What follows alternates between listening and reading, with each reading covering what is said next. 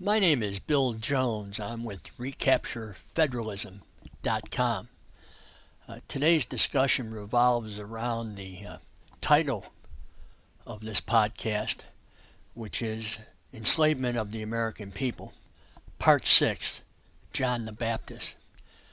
We will be first view a snagget that I took of Dick Durbin when he appeared on Fox recently, an absurd and the absurd comments he made regarding freedom of the press,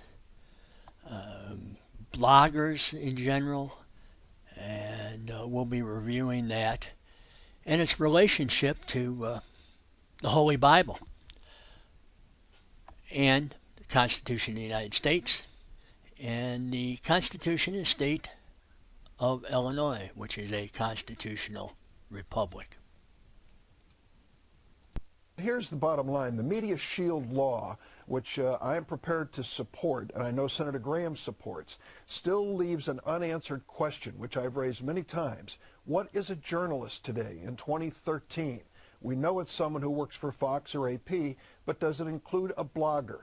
Does it include someone who's tweeting? Are these people journalists and entitled to constitutional protection? We need to ask 21st century questions about a provision in our Constitution that was written over 200 years ago. Gentlemen, let's turn to the IRS scandal. As I said, we got a lot of ground to cover here. So we just got done viewing that video clip of Senator Durbin. Senator Durbin's my senator. He has been for a long time. Been in politics all his entire life, going back to college. And he also was on the staff of Senator Paul Douglas, a Democrat senator, way back when. In fact, he was with Senator Douglas at the same time I was over in Vietnam. Now, he comes out with this statement, and he's got things that says it's irrelevant. And, well, he didn't use the word irrelevant. Other progressive Democrats are using it. That's their party line nowadays. It's irrelevant. First of all, it's not. That's their opinion. It's irrelevant to them, just like the separation of church and state. Religion's irrelevant when it comes to politics. That's fraudulent speech. His statement on Fox was fraudulent. It's just loaded with holes. And the Constitution of the United States, we know what the First Amendment is. There's five parts to the First Amendment: religion, free speech, free press, petitioning your grievances, and 5, peaceful assembly. And they're all relevant going back to, I guess it's 1791 when the Bill of Rights came in. The Bill of Rights came in at that time because they didn't want to complicate things when they were debating the Constitution itself. The 13 states already had a Bill of Rights and constitutions, just as they do now, and the Bill of Rights is there. The Bill of Rights is human rights. And if you violate them, if people violate them, if the representatives violate that, it's anti-government. The government's the people. So if you violate that, those are crimes against American humanity. Now, those 5 areas, those are individual rights of the individual people. And the individual press, there's no journalism. They don't talk about journalism. They talk about information. And their access to the information to the people, the individuals, is supposed to come through the press at that time, the media now, and it's supposed to be unbiased. They're supposed to have somebody just writing it down, and these are the facts, and we found these facts out, and these are what these people are doing to you. And they're there, it's there because they're supposed to let the people know and inform them of the oppression and the evil that's being done, because it's what's happened throughout time. Our founders were trying to avoid that, and they built safety nets, and one of them is having state constitutions. Now we have 50 states and 50 state constitutions, and I say over and over because it's the facts. Each one of those, in accordance to Federalist 51, are constitutional republics. It's a compound republic system joined together in a confederation. That's what we had, and we've had that since 1788 when the ratification of the Constitution occurred. We had also before underneath the Articles of Confederation. Now the state constitutions, and I'm going to go with Illinois. We got Mr. Durbin, Senator Durbin, is a representative. And he talked, he mentioned, oh, that Constitution way back. I got the Illinois Constitution right here. And the Illinois Constitution was redone and ratified a couple months after coming back from Vietnam, way back in 1970. In the spring of 1970, and it went into effect December 15th, 1970. So this idea of stuff goes way back. It's as relevant today, and I'm going to show you it's even relevant. Human rights relevant all the way back to John the Baptist. So let me do that. Let me show you something about freedom of speech and press and having a right to say what you think without punishment. In St. Luke chapter 3 and verse 19 it starts, and we'll go 19 and 20. Now Herod the Tetrarch, because he was rebuked by John concerning Herodias, wife of Philip his brother, and for all the evil things that he was doing, verse 20, added this also to them all, that he put John into prison. Also might note that in Matthew, I believe it's chapter 14, at the whim of Herodias, the wife of Philip, Herod had John the Baptist beheaded. Now, what do we have there? We have Herod. Herod, by the way, was the governor, the public official for the Romans, over Galilee, the Galilean area of Israel. And the Romans were there. The Romans were the occupiers, atheist.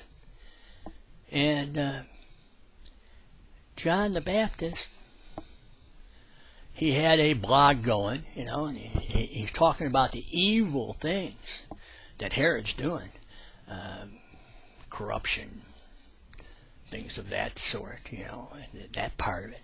Then we're also talking about the moral integrity of Herod. Adultery. Herodias, his sister-in-law, was his mistress. And so John the Baptist, a Jewish prophet, was talking, and publicly talking, that this guy wasn't doing the right things. He had deficiencies, and they were impacting negatively the governing in that area. So that's where you have, he went to prison and was beheaded. What was his crime? In that day and age, the crime was free speech. He said what he thought, believed, and true facts. And Mr. Herod, the governor Herod, didn't like it, so he imprisoned him and beheaded him.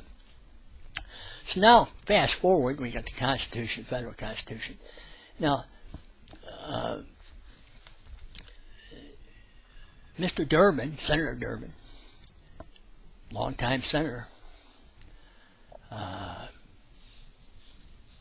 We got a state constitution. He represents the people of the state of Illinois. He represents these people. We, the people of the state of Illinois, grateful to Almighty God.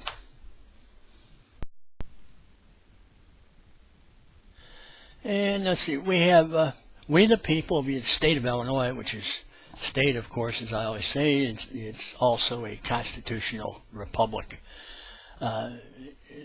Grateful to Almighty God for the civil, political, and religious liberty which He has permitted us to enjoy, and seeking His blessing upon our endeavors. This is what the people in 1970 approved. That's the preamble. Then we get down to Article 1. Article 1, the whole Article 1, is the Bill of Rights. That's the basic human rights of the sovereign citizens of the sovereign state, constitutional republic of Illinois. And it's a sovereign state. That's also in the Great Seal of Illinois. That's still relevant too. We have Section 1, inherent and inalienable rights, among which are life, liberty, and pursuit of happiness. To secure these rights and the protection of property, governments are instituted among men, deriving their just powers from the consent of the people. Consent of the people. Now, what Mr. Durbin, Senator Durbin, said the other day on Fox, is that the consent of the people of the state of Illinois? That they're just going to give up their rights? And we'll get into it specifically about press. Well, there is no right to press. It's all speech in Illinois, in the state constitutions and the basic rights, because the press, journalists don't have any special rights. They're supposed to, they have a trust in the people. They're supposed to just tell the truth and not be propagandists. Then we have Section 2, which is the due process and equal protection. No person shall be deprived of life, liberty, or property without due process of law, nor denied the equal protection of the law. Some bloggers, they're not allowed to talk. They're not allowed to criticize Mr. Durbin, Senator Durbin. Then we have religious freedom. Interesting enough, the state constitution is a little more specific than just allowing people to free exercise their religion. They get involved here, what that involves. And this is what they say. Section 3, the free exercise and enjoyment of religious profession and worship without discrimination shall forever be guaranteed, and no person shall be denied any civil or political right, privilege, or capacity on account of his religious opinions, but the liberty and conscience hereby secured shall not be construed to dispense with oaths or affirmations, or excuse lewd acts and things of that sort. Okay? And we'll go a little farther here. We get into Section 4, and this is a good one. You'll love this. And what he said, because it isn't representative of the sovereign citizens in the sovereign state of Illinois that he is supposed to represent. He had fraudulent speech when he was talking there. Freedom of speech, and he's free to do that too. We just have to call him on it, or anybody else for that matter, and you'll see why. Freedom of speech. This is in the state of Illinois. There is no press. It's all part of speech, which is what freedom of press is. All persons may speak, again, all persons may speak, write, and publish freely, being responsible for the abuse of that liberty. In trials for liable, both civil and criminal, the truth, when published with good motives and for justifiable ends, shall be a sufficient defense. It doesn't exclude bloggers, doesn't exclude anybody. Doesn't exclude criminals. It doesn't exclude politicians. It doesn't exclude the press from saying anything. However, if you say something that's slanderous and libelous, you could be sued, and they determine what the truth is. And here you go. May speak, write, or publish, any person. I have a website. I have a blog page. I have several other pages too. It has things like, the type of things that IRS might not like, Constitution, Declaration of Independence, Federalist Paper 51, Washington's Farewell Address, Lincoln's Gettysburg Address, We the People, and the people is the government, of the people, by the people, for the people. Oh, that's all irrelevant now? I don't think so. And that's all, it's opposite. He's backwards with reality and what is relevant. And what is relevant is the people of the United States and the people of the state of Illinois that he's supposed to represent. You ought to be checking on his performance, huh?